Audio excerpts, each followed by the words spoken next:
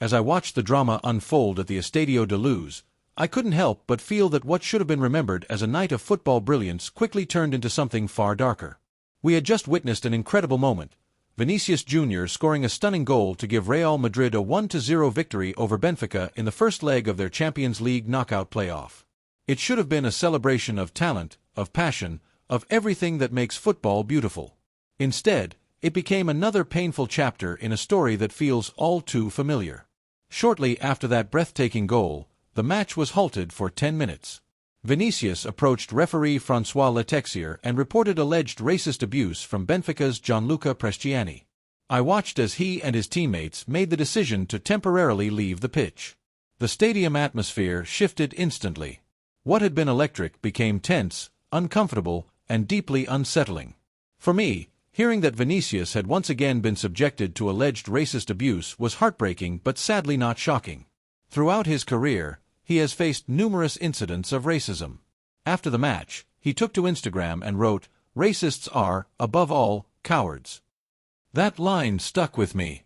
It felt raw, direct, and painfully honest. No player should have to keep repeating that message. Trent Alexander-Arnold didn't hold back in his post-match interview. He called what happened a disgrace to football, and said it overshadowed not just the performance but also an amazing goal. I agreed with him completely. Nights like this should belong to the sport, to the joy of competition, not to the ugliness of discrimination. He said there is no place for that kind of behavior in football or in society, and I couldn't have put it better myself. But what truly intensified the controversy were the comments made by Benfica manager José Mourinho. Mourinho, a man who has achieved legendary status in football and who once managed Real Madrid himself, suggested that Vinicius had not celebrated his goal in a respectful way. He went further, saying that something always seems to happen in every stadium where Vinicius plays. When I heard that, I felt uneasy. It sounded dangerously close to shifting the focus away from the alleged abuse and onto the victim's behavior. Mourinho also pointed to Benfica's history and to the club's legendary striker Eusebio as proof that the club is not racist. I understand wanting to defend your club, especially in such a serious situation. But for me, invoking history does not automatically invalidate a present accusation. Racism is not erased by legacy. It is confronted through accountability. Former Real Madrid midfielder Clarence Seedorf reacted strongly, saying Mourinho made a big mistake by appearing to justify racial abuse. He emphasized that we should never, ever justify racism under any circumstances. That resonated with me deeply. Even the suggestion that a player's celebration could somehow provoke racist abuse is troubling. There is simply no excuse. No goal celebration, no gesture, no moment of passion should ever open the door to racism. Theo Walcott also criticized Mourinho, saying that perhaps this was one of those rare moments when he should not have spoken publicly.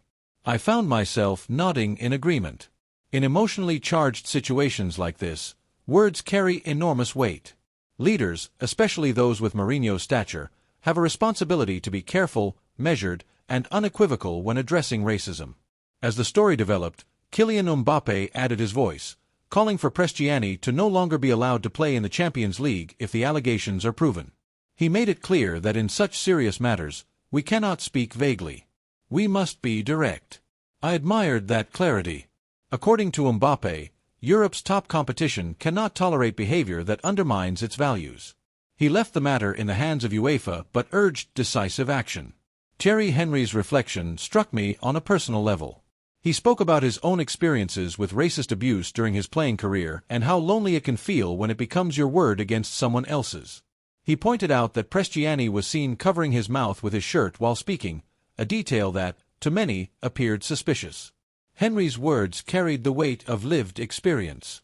When someone who has endured similar pain speaks, you listen. What troubles me most is how quickly football nights like this are derailed.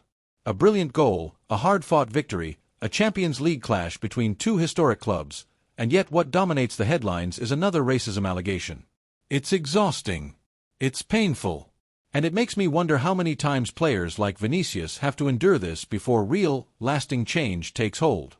With the second leg set to take place in Madrid, tensions will undoubtedly remain high. UEFA now faces pressure to act swiftly. As Walcott said, this is not something that should drag on for months. These issues need immediate and firm responses. Delayed justice often feels like denied justice. From where I stand, the bigger picture is clear. Football is a global game, watched by millions, adored across continents, and powerful enough to unite cultures. But it also reflects society's flaws. If racism continues to surface in stadiums, then the sport must confront it head-on, consistently, transparently, and without hesitation. For me, this wasn't just about one match between Real Madrid and Benfica. It was about the message the sport sends. It was about whether players can express joy without fear. It was about whether managers and leaders respond in ways that protect the integrity of the game. And above all, it was about whether football truly lives up to its claim of having no place for racism. That night should have been remembered for Vinicius Jr.'s brilliance. Instead, it became another reminder that the fight against racism in football is far from over. And as I reflect on everything that happened, the goal, the walk-off, the interviews, the divided opinions, I can't shake the feeling that the real victory we're still waiting for isn't on the scoreboard, but in finally eradicating the stain from the game we all love.